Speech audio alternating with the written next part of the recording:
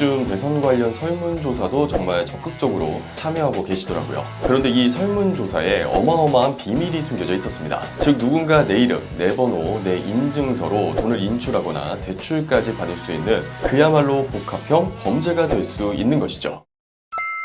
시니어 정부의 모든 것, 걱정마 엄빠 첫째 아들입니다. 올해 6월 대선 전 꼭 기억하셔야 할 한 가지가 있습니다. 누구든 스마트폰을 쓰고 계시다면, 특히 문자 메시지나 카카오톡을 자주 사용하시는 분들이라면 무조건 이 문자나 카톡 한 통을 받게 되실 겁니다. 그리고 그 문자를 무심코 눌렀다가는 나도 모르는 사이에 내 이름, 내 계좌번호, 심지어 내 얼굴 사진까지 누군가의 손에 들어갈 수도 있습니다. 이 문자 도대체 뭔지 궁금하시죠? 오늘 걱정마 엄빠에서 차근차근 알려드릴 테니까요. 영상 보시기 전에 구독, 좋아요, 알림 설정 부탁드리겠습니다. 그럼 오늘의 걱정마 엄빠 지금부터 본격적으로 시작해 보겠습니다.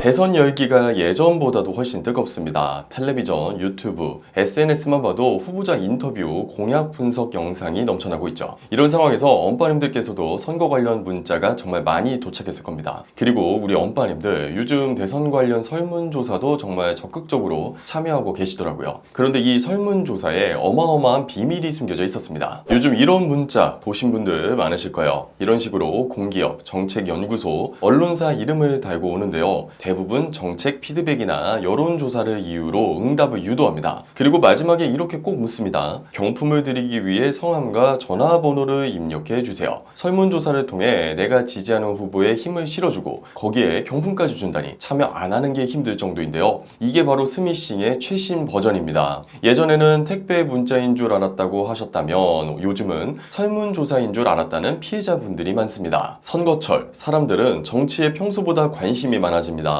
그러다 보니 정부나 언론기관에서 설문조사를 한다고 하면 경계심이 확 줄어듭니다. 그리고 실제 설문지를 한번 보시면 깜짝 놀라실 텐데요. 범죄 집단들은 투표 계획, 후보 선택 기준 등 선거 관련 질문을 제시해 실제 설문처럼 보이도록 연출하고 설문조사 페이지에 유명 연예인의 사진을 삽입해 사용자의 경계심까지 낮추고 있습니다. 그 틈을 노리는 게 바로 설문조사 사칭형 스미싱인 것입니다. 특히 이번 6월은 AI 보이스피싱, 유심 해킹, 타 기관 인증서 도용까지 모든 공격 방식이 복합적으로 작동할 수 있는 정말 위험한 시기입니다. 이거 그냥 설문조사 사칭만의 문제가 아닙니다. 최근 SK텔레콤 유심 해킹 사건 기억하시죠? 일부 가입자의 유심 정보가 외부에 유출됐다는 정황이 포착되었고 이걸 통해 내 폰이 복제되는 경우를 다들 걱정하고 계십니다. 이런 상태에서 설문조사를 통해 이름과 전화번호를 확보하면요. 그 다음은 아주 간단합니다. 탈취한 개인정보를 바탕으로 유심 복제폰을 만든 다음 몰래 인증번호를 탈취해 금융 앱에 접속하는 수법입니다. 즉 누군가 내 이름, 내 번호, 내 인증서로 돈을 인출하거나 대출까지 받을 수 있는 그야말로 복합형 범죄가 될 수 있는 것이죠. 그럼 이제 엄빠님들께서 가장 궁금해하실 부분입니다. 이 문자 도대체 어떻게 구별해야 할까요? 먼저 가장 중요한 건 보낸 사람이 누군지입니다. 공공기관입니다. 대선 설문조사입니다. 정책 의견을 듣습니다. 이렇게 시작하는 문자 요즘 정말 많습니다. 하지만 자세히 보면 진짜 기관 이름이 아니라 흉내만 낸 기관 이름이 많습니다. 예를 들면 정책국민센터, 선거의견조사본부처럼요. 들어본 적 없으시죠? 두 번째는 링크 주소입니다. 요즘 문자에 나오는 설문조사 링크들을 보면 vote2025.org, survey.kr.xyz,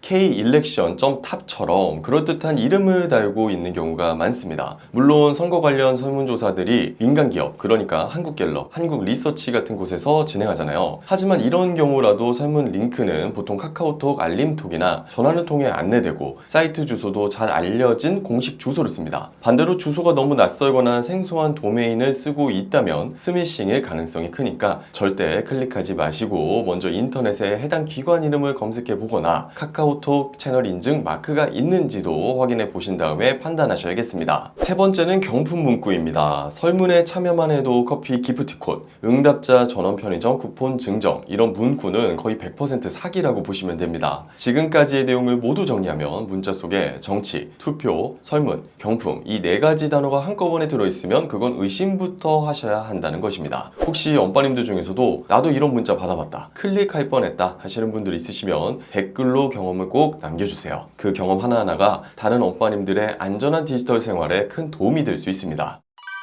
오늘은 6월 대선을 앞두고 등장한 가장 교묘한 문자 사기 수법인 설문조사 스미싱에 대해 알아봤습니다. 오늘 내용이 유익하셨다면 꼭 구독, 좋아요, 알림 설정 부탁드리고요. 주변 분들께도 꼭 공유해 주시면 감사하겠습니다. 그럼 다음 영상에서 더 알찬 정보와 함께 찾아뵙도록 하겠습니다. 감사합니다.